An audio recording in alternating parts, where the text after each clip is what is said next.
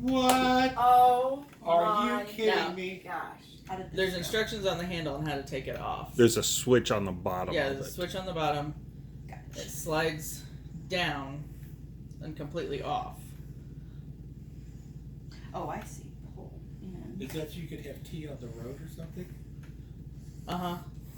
It's an electric tea kettle that you can travel with, and then you hook it right there. If that's not. And I think it said like 2 minutes that it heats up. That is so dang cute. Plug it in. Turn it on. It's a 2-cup. And it's got a lid.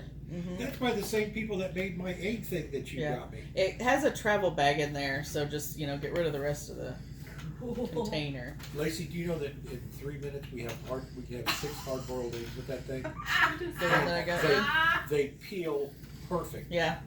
That is That's why I so figured dang it'd be easy. cute.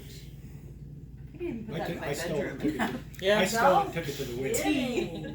Tea You at have night. your nighttime tea before you go to bed. Yeah. That is so cute. That is. Gosh, Gosh, we that's- saw those a long time ago. Yes, I found. Remember.